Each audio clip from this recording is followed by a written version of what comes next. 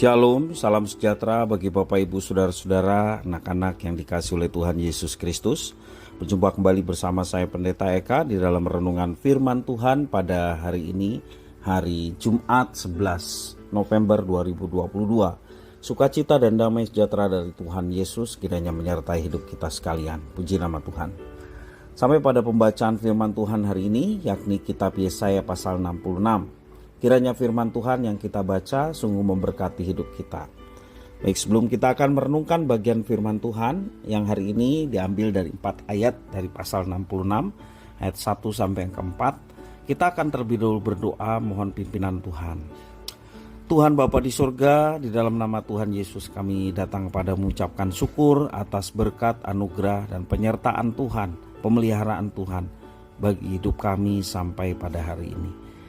Tidak ada yang bisa kami balas selain memuji, menyembah Tuhan dan terus belajar kebenaran firman Tuhan. Kau menolong kami untuk kami dapat mengerti apa yang Kau maksudkan. Juga Engkau menolong kami untuk kami dapat melakukannya. Kebenaran firman itu dalam hidup kami. Terima kasih Bapa, terpujilah namamu. Demi nama Tuhan Yesus kami berdoa. Haleluya. Amin. Yesaya pasal 66 ayat 1 sampai yang keempat, demikian firman Tuhan. Beginilah firman Tuhan, langit adalah tahtaku dan bumi adalah tumpuan kakiku. Rumah apakah yang akan kamu dirikan bagiku? Dan tempat apakah yang akan menjadi perhentianku? Bukankah tanganku yang membuat semuanya ini, sehingga semuanya ini terjadi? Demikianlah firman Tuhan. Tetapi kepada orang inilah aku memandang, kepada orang yang tertindas dan patah semangatnya, dan yang gentar kepada firmanku. Orang menyembelih lembu jantan namun membunuh manusia juga. Orang mengorbankan domba namun mematahkan batang leher anjing. Orang mempersembahkan korban sajian namun mempersembahkan darah babi. Orang mempersembahkan kemenyan namun memuja berhala juga. Karena itu sama seperti mereka lebih menyukai jalan mereka sendiri dan jiwanya menghendaki dewa kekejian mereka. Demikianlah aku lebih menyukai memperlakukan mereka dengan sewenang-wenang dan mendatangkan kepada mereka apa yang ditakutkan mereka. Oleh karena apabila aku memanggil tidak ada yang menjawab. Apabila aku berbicara mereka tidak mendengarkan. Tetapi mereka melakukan yang jahat di mataku dan lebih menyukai apa yang tidak kukehendaki. Bapak Ibu Saudara-saudara yang dikasihi Tuhan, firman Tuhan pada hari ini diawali dengan sebuah deklarasi bahwa Tuhan Allah berkuasa menjadikan langit sebagai tahtanya dan bumi sebagai tumpuan kakinya. Tuhan memperhatikan orang yang tertindas, yang patah semangat dan gentar terhadap firman Tuhan.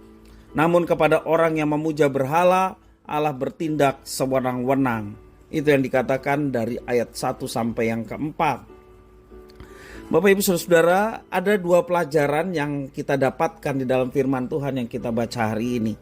Yang pertama adalah Allah tidak terkesan dengan kemegahan bangunan buatan manusia sebagai tempat perhentiannya. Kemegahan bangunan manusia ini dapat menjadi lambang kesombongan manusia di hadapan Allah. Sebab manusia tidak berkuasa membatasi kehadiran Tuhan Allah. Dan dengan demikian kehadiran Tuhan tidak boleh dipahami dalam kerangka pikir dan kehendak manusia. Jika demikian halnya, pemerintahan Tuhan Allah seolah-olah hanya berlangsung dalam batas pemikiran dan tembok-tembok bangunan yang dibuat oleh manusia. Padahal sejatinya Tuhan Allah berkuasa atas alam semesta. Dan pelajaran yang kedua adalah Tuhan Allah menentang tindakan manusia yang tidak taat kepadanya. Perilaku mendua, menyembah Tuhan sekaligus berbuat jahat tidak diperkenan oleh Tuhan Allah. Demikian juga ritual-ritual peribadahan semu tidak berkenan di hadapan Tuhan. Terlebih bila semua itu dilakukan dengan sekehendak hatinya. Sebaliknya Tuhan Allah menghendaki umatnya untuk melakukan ibadah yang sejati. Apa ibadah yang sejati? Hidup mentaati firman-Nya. Tidak ada ibadah yang sejati tanpa mentaati firman-Nya, karena hakikat ibadah sejati adalah mentaati firman-Nya. Tuhan tidak dibatasi oleh gedung gereja, tidak dibatasi oleh apapun.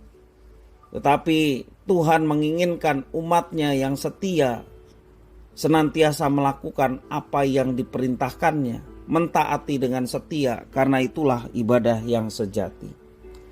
Nah, Bapak Ibu Saudara, pemerintahan Tuhan menjadi tercermin melalui perilaku hidup umat-Nya. Umat yang rendah hati semestinya menyadari keterbatasannya sehingga ia menanti-nantikan kasih karunia Tuhan serta semakin berusaha untuk hidup mentaati firman-Nya. Umat Allah senantiasa mengungkapkan, menghayati dan merayakan hubungan dengan Tuhan berdasarkan kasih karunia atau anugerah yang telah diterimanya. Bapak Ibu Saudara-saudara yang dikasihi oleh Tuhan, kita semua dipanggil untuk bersama-sama menghayati luasnya karya kasih Tuhan Allah terhadap seluruh ciptaannya. Kita memohon agar Tuhan Allah mengaruniakan kerendahan hati kepada kita. Jauhkan dari segala kesombongan, menganggap diri mampu, menganggap diri sudah melakukan banyak hal, sehingga kita seolah-olah tidak memerlukan Tuhan. Kita juga memohon agar kita mentaati setiap kebenaran firman Tuhan dan mewujudkan ibadah yang berkenan, ibadah yang sejati di dalam setiap kehidupan kita. Sekali lagi, ibadah yang sejati yang diperkenan oleh Tuhan adalah ketika kita mempersembahkan tubuh kita untuk menggenapi firman-Nya di dalam kehidupan kita setiap hari. Kesempatan waktu hidup kita adalah kesempatan yang diberikan Tuhan untuk kita melaksanakan apa yang difirmankannya. Firman Tuhan diberikan kepada umat-Nya untuk apa? Ya tentunya adalah untuk dilakukan, untuk digenapi. Karena dengan demikian kita beribadah kepada Tuhan. Sekali lagi, Tuhan tidak berkenan ketika kita mendua hati. Kita beribadah kepada Tuhan tetapi hidup kita tidak melakukan apa yang dikehendakinya. Hidup kita semaunya kita sendiri. Tuhan tidak berkenan atas semuanya itu. Kita beribadah ke gereja seolah-olah kita ingin supaya apa yang kita perbuat dan perbuatan kita jauh melawan Tuhan. Dengan hadirnya setianya kita ke gereja sehingga semua kejahatan kita ditutupi atas semuanya itu. Tuhan tidak berkenan atas semuanya itu.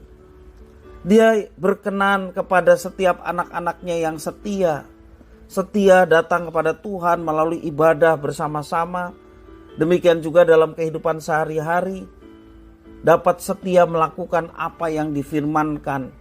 Sehingga antara ibadah, menyembah Tuhan di dalam kehidupan berjemaat maupun juga dalam kehidupan praktek hidup sehari-hari menunjukkan ada satu kesatuan yang tak terpisahkan.